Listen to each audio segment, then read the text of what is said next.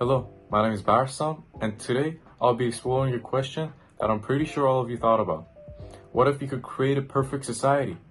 No hunger, no war, no inequality. For centuries, visionaries have dreamed of such a world, a utopia. But here's the paradox. These dreams often turn into nightmares. Instead of harmony, they bring division. Instead of freedom, they lead to control. And instead of progress, they cause stagnation. Now, why does this happen? In this video, we'll explore the paradox of utopian aspirations, why pursuing perfection so often clashes with human nature and societal complexity.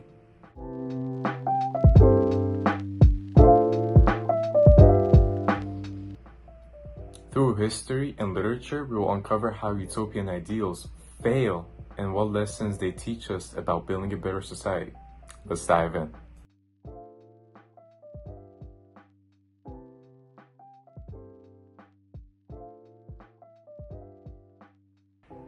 Utopias appeal to us because they promise solutions to humanity's biggest challenges: poverty, inequality, and injustice. They're fueled by the hope that if we design the perfect system, we can eliminate all human suffering. But the problem lies in the word perfect. Human nature is complex. Traits like individuality, ambition, and even greed are deeply rooted in who we are. Utopian systems often try to suppress these traits in the name of harmony. When that happens, tension builds, and the system collapses.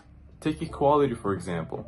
Utopias often strive for absolute equality, but this can create unrealistic expectations. People have diverse experiences, talents, and desires.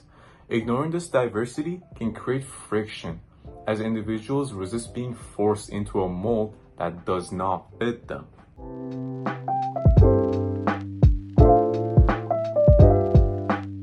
This friction leads to a second problem: the need for control.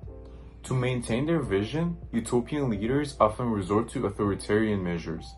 Instead of uniting people, these measures create fear and division.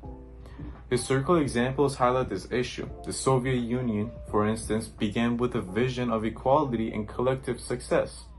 But over time, the system's inflexibility and authoritarianism led to corruption, power struggles, and suppression of individuality. Utopias fail because they underestimate the complexity of human behavior. But this isn't just a historical problem, it's a theme that literature has explored for decades.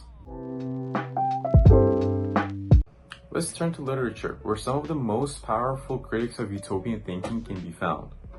In George Orwell's 1984, we see a society where the pursuit of unity and order leads to surveillance and psychological control. The government, represented by Big Brother, eliminates individuality in the name of collective harmony. People live in constant fear, stripped of freedom and autonomy. Orwell's message is clear. When a society sacrifices personal freedom for the sake of unity, it risks becoming oppressive and dehumanizing.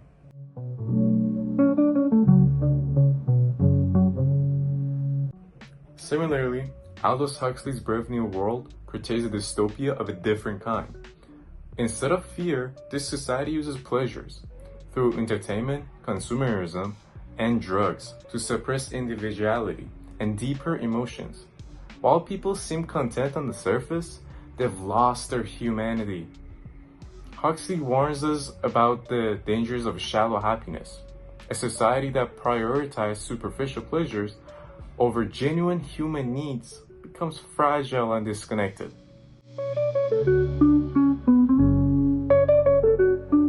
In Yevgeny Zamyatin's book called We, a Russian literature, the focus shifts to extreme surveillance and rigid control, all justified as necessary for societal harmony. But like Orwell and Huxley, Zamyatin shows how these systems suppress individuality, creating a toxic environment where rebellion becomes inevitable. These literature examples serve as cautionary tales. They remind us utopian ideals, when enforced rigidly, can spiral into dystopian realities. So why do utopias fail? The answer lies in a paradox. The harder we try to eliminate human flaws, the more those flaws reappear in unexpected ways. Utopias often rely on rigid systems that leave no room for growth or adaptability. But history shows us that societies need flexibility to survive. When systems can't evolve, they stagnate, or worse, collapse. H.G. Wells' The Time Machine illustrates this beautifully. In the novel, a rigid societal structure leads to the eventual devolution of humanity. It's a powerful warning about the unintended consequences of inflexible systems.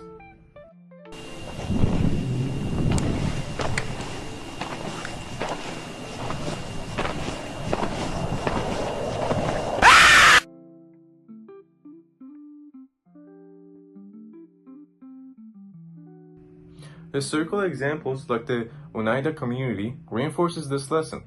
Their strict norms and centralized control couldn't adapt to external pressure or individual needs, leading to their eventual downfall. The lesson is clear. Utopias fail when they prioritize ideological purity over adaptability and diversity. There's so many examples to prove my statement.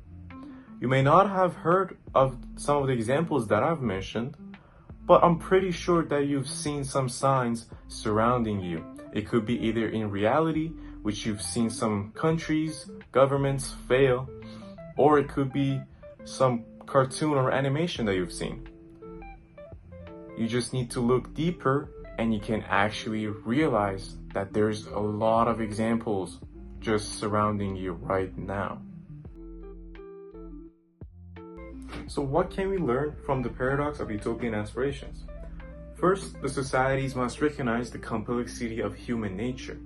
Diversity and individuality aren't obstacles, they're strengths. Second, rigid systems are doomed to fail. Flexibility and adaptability are essential for progress. Instead of chasing perfection, we should focus on step-by-step improvements.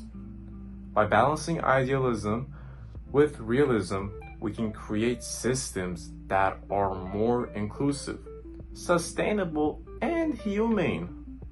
The dream of a perfect society might be unattainable, but the pursuit of a better society, that's a goal worth striving for. Thank you for watching. If you enjoyed this exploration of utopias and dystopias, don't forget to like, comment, and subscribe for more deep dives into history, literature, and philosophy. See you next time. Peace.